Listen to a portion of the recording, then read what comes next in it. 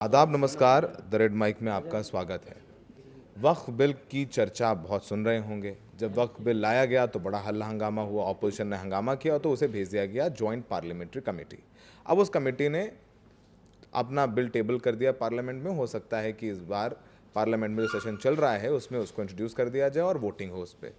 अब जो जेपीसी के बाद भी बिल आया है वक्फ का, उसको लेकर के all India Muslim personal law board का कहना है कि ये बिल अफेक्ट करता है 20 करोड़ मुसलमानों को, और ये 20 करोड़ मुसलमान इस बिल को लेकर के एक राय नहीं, एक मत नहीं। उनका कहना है कि ये उनके अधिकारों का हनन है।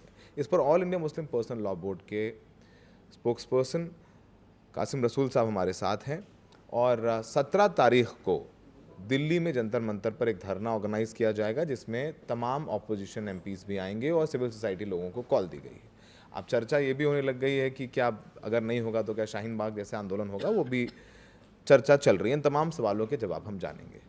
सर, आप लोगों ने बड़ा ईमेल्स किए, जॉइंट पार्लियामेंट्री कमेटी से मिले जा करके, तो जिन पॉइंट्स पर आप लोगों के का ऑब्जेक्शन था, क्या वो पॉइंट्स हटाए गए या फिर जो पहले बिल आया था वैसे का वैसा ही है? कुछ बदला कि नहीं बदला? बदला ये है कि उन्होंने उसको और सख्त बना के पेश कर दिया। मतलब ये कि हमने तो एक एक क्लॉज पे ऑब्जेक्शन किए, मतलब हर सेक्शन के ऊपर हमने ऑब्जेक्शन दर्ज करके यानी रिटर्न फॉर्म में सबमिट किया था। तो जेपीसी तो मुझे ऐसा लगता है कि ये आई वॉश है।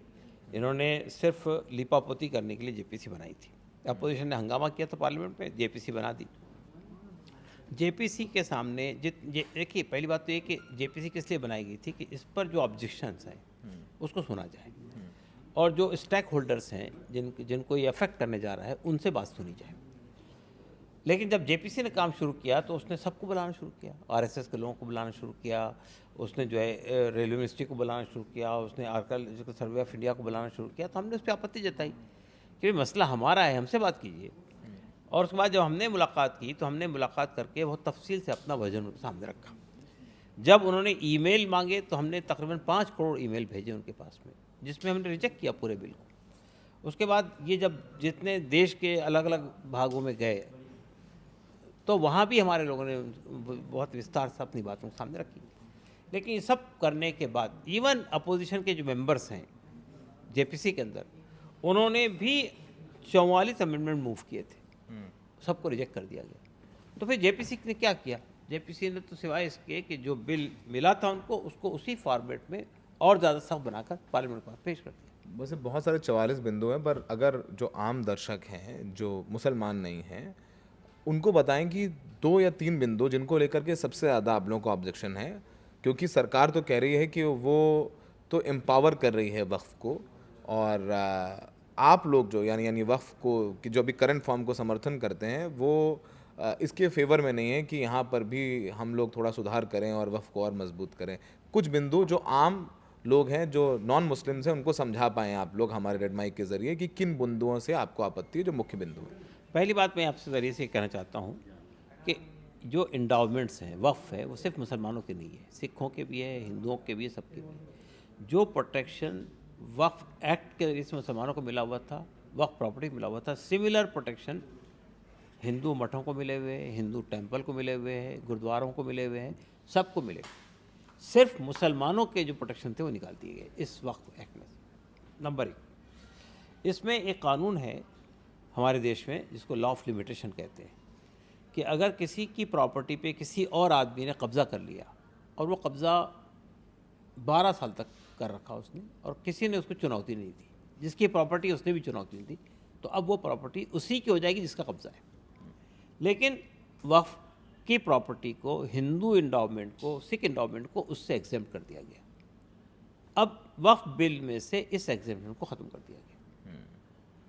हमारा मानना ये है कि मतलब अगर समझाऊं तो मतलब 13वें साल, 14वें साल, 15 साल बाद भी आकर के कह देगा कि ये संपत्ति मेरी है तो उस पर विवाद हो जाएगा और वो कोर्ट मुकदमा कचहरी सब हो सकता है उसमें। नहीं, अगर कोई आदमी 12 साल तक किसी प्रॉपर्टी पे कब्जा किए के बैठा हुआ है और मेरी प्रॉपर्टी है, मैंने ऑब्जेक्शन नहीं किया, तो हमारा कानून ये कहता है जिसने कब्जा किया वो प्रॉपर्टी उसकी है।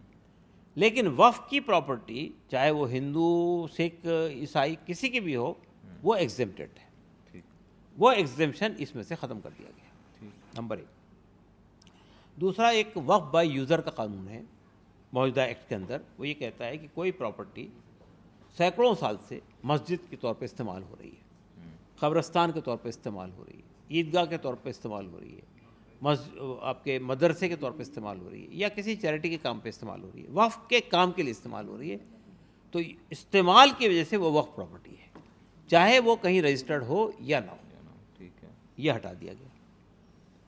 तीसरी बात इसमें यह है कि जो वक्फ को मैनेज करने के लिए दो इंस्टीट्यूशंस बनाता है ये एक्ट। एक है सेंट्रल वक्फ काउंसिल और एक है वक्फ बोर्ड।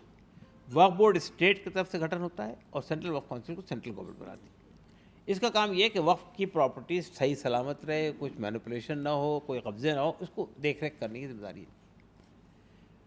अब इन्होंने क्या किया कि उसके जो मेंबर होते हैं वो सब के सब मुसलमान होते हैं, चाहे वो पार्लियामेंट से आ रहे हों, चाहे असेंबली से आ रहे हों, चाहे वो वक्फ का मामला मुसलमानों का, इसलिए मुसलमान होते हैं और उसमें यही मसला हिंदुओं के साथ में भी है, यही मसला सिखों के साथ में भी है। लेकिन अब जो कानून में तरमीम की गई, अब जो संशोधन किया गया, उसमें से ये मुसलमान होने की शर्त हटा दी गई और ये कहा गया 2 नॉन मुस्लिम हर वक्त मेंबर रहेंगे, इसके अलावा भी हो सकते हैं।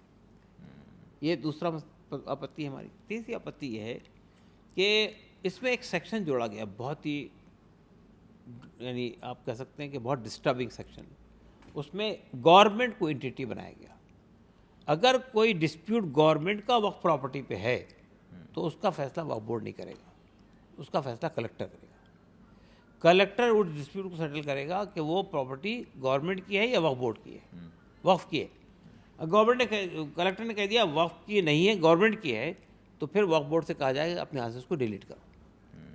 तो वह कलेक्टर किसके अंडर में काम करता है? सरकार के अंडर में। फैसला किसके अंडर में होगा? सरकार का होगा। अभी सरकार ने बहुत सारी ज़मीनों पर कब्जा कर रखा है, तो वो सब प्रॉपर्टी गई आपके हाथ से। तीसरी बात यह है, इसके अंदर एक और उसमें क्लॉज जुड़ा गया है कि कोई आदमी जो प्रॉपर्टी वक्फ करना चाहता है, 2 मसले खड़े किए गए। एक मसला ये कि अगर वो वक्फ करना चाहता है तो इनहेरिटेंस के कानून को डिस्टर्ब नहीं करेगा, यानी जो वारिसीन होंगे, मेरी प्रॉपर्टी है, मैं वक्फ करना चाहता हूँ, तो मुझे अपने जो वारिस होने वाले हैं उसके प्रॉपर्टी के, उनके उसको डिस्टर्ब नहीं करना है। तो इस्लाम में तो जब तक बाप जिंदा है उसकी प्रॉपर्टी का कोई वारिस नहीं होता है, वही रहता है। मरने के बाद प्रॉपर्टी की विरासत तस्लीम होती है। तो एक तो ये इसमें डाला गया। दूसरा बात उसमें ये डाली गई है कि जो आदमी 5 साल तक प्रैक्टिसिंग मुस्लिम होगा वही वक्फ कर सकेगा। ये कौन तय करेगा? और ये तो शरीयत का फैसला नहीं है, कोई भी कर सकता है। प्रैक्टिसिंग हो, नॉन प्रैक्टिसिंग हो, उसकी प्रॉपर्टी हो, वक्फ कर सकता है, वक्फ कर सकता है। लेकिन अब ये लगा दिया। ठीक है। 17 तारीख को आपने कहा अभी प्रेस कॉन्फ्रेंस में कि जंतर मंतर पर आपने बहुत अपोजिशन के एमपीज़ को बुलाया है, आपने सिविल सोसाइटी के लोगों को बोला है कि वो आएँ। 17 तारीख में जंतर मंतर पर आप क्या दिखाना चाहते हैं? क्या अपोजिशन यूनिटी दिखाना चाहते हैं? और क्या उसमें हम देखेंगे कि राहुल गांधी भी आएंगे? क्या हम देखेंगे कि अखिलेश यादव भी आएंगे? क्या हम देखेंगे कि उसमें तेजस्वी आएंगे? ये बड़े नाम भी हमें नज़र आएंगे आप लोगों के साथ जंतर मंतर में? हमारा ख्याल सबको आना चाहिए। हमने सबको बुलाया है और 13 तारीख के आने के लिए बहुत सारे लोगों का वादा था और उन्हीं के कहने पर हमने इसको 13 से टाल के 17 तारीख की है। तो हमें तो उम्मीद है कि अपोजिशन के लोग जिस तरह पार्लियामेंट में मसला उठा रहे हैं उस तरह आवाम के बीच में आके भी मसला उठाएंगे। 2 छोटे सवाल हैं। आप लोग तेलुगु देशम पार्टी यानी चंद्रबाबू नायडू साहब से भी मुलाकात करके आए, आप नीतीश कुमार साहब से भी मुलाकात करके आए। अगर जेडीयू और टीडीपी आप लोगों के हक में रहेंगे तो ये वक्फ बिल पास नहीं होगा पार्लियामेंट में, लेकिन अगर टीडीपी और जेडीयू बीजेपी के साथ रहे तो ये पास हो जाएगा। तो चंद्रबाबू नायडू और नीतीश कुमार से आप लोगों को क्या जवाब मिला जब आपने मुलाकात की? देखिए, अभी हमें ये जवाब नहीं मिला है कि हम आपकी बातों से सहमत हैं और हम वक्फ एक्ट की मुखालिफत करेंगे, उसका विरोध करेंगे। ये कहा उन्होंने कि हम देखेंगे। हमारा मानना ये है कि हमने उनको ये समझाने की कोशिश की कि ये बीजेपी का डिविजिव एजेंडा है, आपको उस एजेंडे को समर्थन नहीं देना चाहिए। आपके जो अलग अलग रीजंस हो सकते हैं उनके साथ जाने के, लेकिन जिस दिन आपने बीजेपी की डिविजिव और कम्युनल पॉलिटिक्स को सपोर्ट कर दिया तो आपका सेकुलर होने का भ्रम टूट जाएगा। और हमने ये भी कहा उनसे कि मुसलमान बड़ी मात्रा में आपको वोट देता है, चाहे जेडीयू हो चाहे टीडीपी हो। अगर ये बिल पास हो गया और आपके समर्थन से पास हुआ तो फिर आपको वो तायद करने के फेवर में नहीं होगा। ठीक है, आखिरी सवाल, और सारे कई अखबारों और चैनल्स में आपका बयान चल रहा है कि पटना में एक प्रेस कॉन्फ्रेंस के दौरान आपने कहा कि अगर ये फिर भी पास हो जाता है, अगर सरकार नहीं मानती है तो फिर सड़कों पर आंदोलन होगा।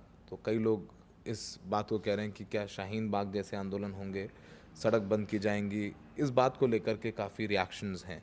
क्या आपका ये मतलब था उस बयान से कि शाहीन बाग जैसा आंदोलन वापस होगा, सड़कें बंद होंगी? वो काफ़ी एक बड़ा विषय है चर्चा का। देखिए, all India Muslim personal law board के बारे में ये बात सबको मालूम होनी चाहिए कि all India Muslim personal law board एक बहुत ही पीसफुल ऑर्गेनाइजेशन है। हम कोई ऐसा काम नहीं करेंगे जो गैर कानूनी होगा। हमने ये बात कही है कि हम देशव्यापी अभियान छेड़ेंगे जो हमारा हक है, लोकतांत्रिक हक अधिकार है। अलबत्ता वो पीसफुल होगा, अलबत्ता वो with in the framework of law होगा, लॉ एंड ऑर्डर सिचुएशन को डिस्टर्ब नहीं करेगा, और अपनी बात हम गवर्नमेंट के सामने पूरे तफसील से रखेंगे। तो हमने तो नहीं कहा हम शाहीन बाग बनाने वाले हैं, ये तो रिपोर्टर ने कहा तो गोया आप शाहीन बाग बनाएंगे। तो हमने उनसे ये सिर्फ इतना कहा कि शाहीन बाग भी एक पीसफुल प्रोटेस्ट आंदोलन था। ठीक है, मैं समझ गया। तो हमने कोशिश की कि तमाम लोगों को समझाएं कि वक्फ बिल क्या है, क्यों उसका विरोध है और आगे क्या हो सकता है। इसीलिए all India Muslim personal law board के स्पोक्स पर्सन से हमने तफसील से इस मामले को आपको समझाया। हमें देखने के लिए बहुत बहुत शुक्रिया।